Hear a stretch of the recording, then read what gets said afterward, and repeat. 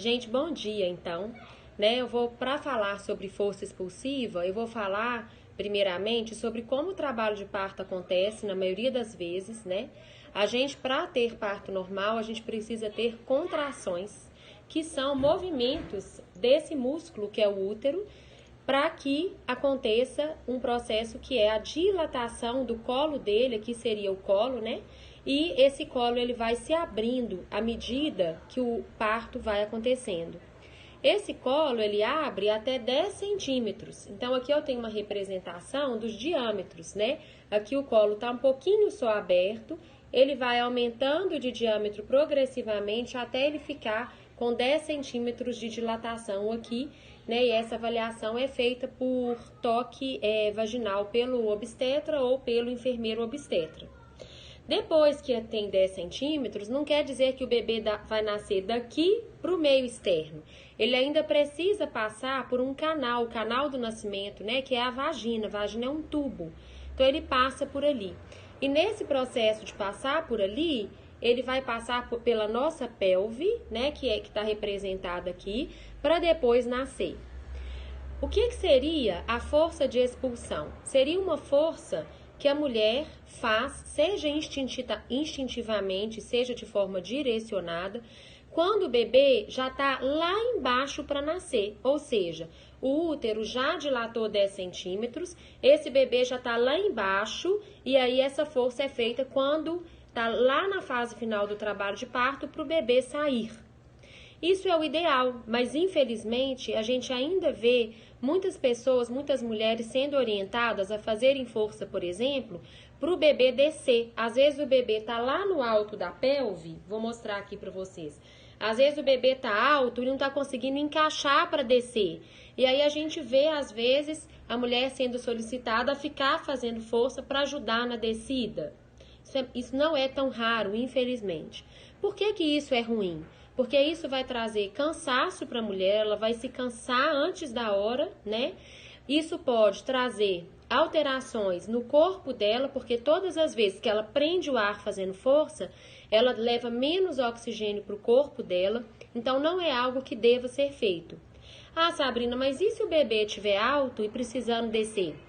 A gente vai utilizar de posicionamentos. Então, nós vamos andar, a gente pode balançar os quadris, a gente pode levar uma perna, por exemplo, levantar uma perna em pé, né? Por exemplo, dessa forma, levanta uma perna, volta, levanta a outra, volta.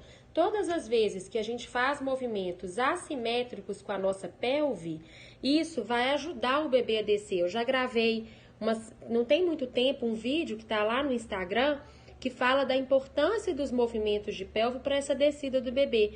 Então, isso é muito mais valioso, muito mais fisiológico do que ficar fazendo força para o bebê descer, por exemplo, tá? A própria liberação de ocitocina natural, que é o hormônio que estimula as contrações uterinas, é muito importante para melhorar essa descida e a própria dilatação do colo do útero. Para que essa ocitocina seja liberada, é importante que a mulher se sinta segura. Então, tudo que puder ser feito para ela se sentir segura vai ser muito bem-vindo. O apoio psicológico, né, o apoio emocional, massagens, a respiração mais fisiológica, mais lenta e profunda, dentre outros recursos que a gente pode também trazer aqui ao longo das postagens. Então, vejam bem, o momento de fazer força, primeiro, não é quando o bebê está alto, não é para descer o bebê, nem para dilatar o colo do útero. O momento da força é quando o bebê já está lá embaixo para nascer. Mas como que eu vou saber? Se vocês tiverem um parto sem analgesia ou com uma analgesia que não bloqueia as suas sensações, vai vir essa força instintivamente para você fazer. É como se a gente tivesse, por exemplo, com vontade de evacuar, né? Quando a gente tem vontade de evacuar, as fezes chegaram lá no reto, a gente tem um reflexo, a gente vai ao banheiro e evacua. A mesma coisa, quando a cabecinha do bebê chega lá embaixo, aqui eu tenho uma vagina, quando ela já começa a pressionar os músculos do assoalho pélvico, a gente tem naturalmente vontade de fazer força. E aí a gente não precisa pensar em como fazer força, a gente simplesmente, eu falo que um bom caminho é deixar o bebê passar, simplesmente deixar o bebê passar. Mas a gente sabe também que tem mulheres que tomam um nível de analgesia maior e às vezes elas perdem as sensações.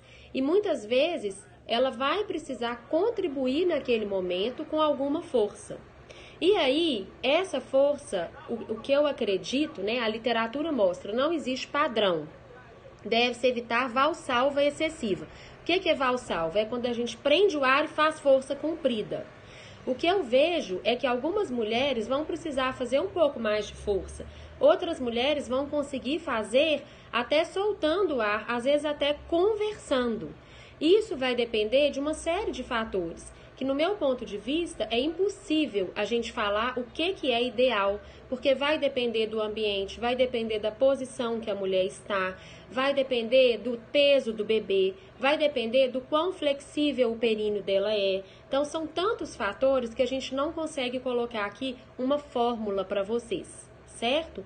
Mas eu gosto de falar o seguinte, aqui a gente não consegue trabalhar de forma individual. Então uma dica é, você não precisa achar que esse bebê tem que nascer o mais rápido possível. Tem mulher que chega nesse período, ela acha que o bebê não pode ficar nem um pouco no canal vaginal.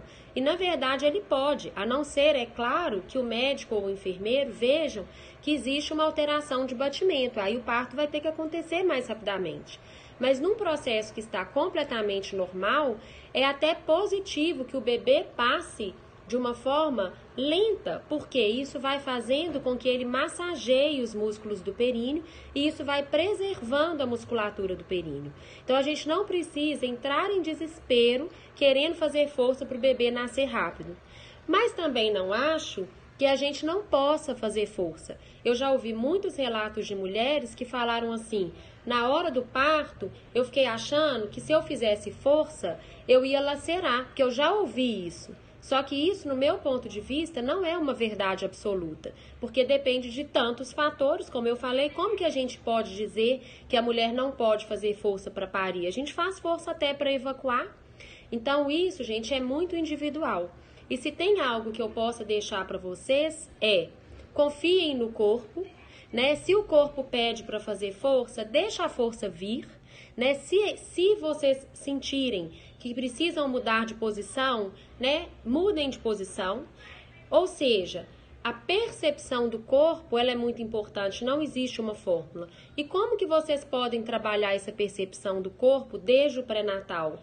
Exatamente percebendo, o meu períneo, ele tá tenso, ele tá doendo? Aí a gente vai falar amanhã, né, por exemplo, de técnicas que a gente pode utilizar para alongar o períneo. Eu posso trazer aqui uma ideia de como vocês podem trazer uma sensação de abertura, de relaxamento para o períneo, que de repente mesmo à distância possa ajudar vocês.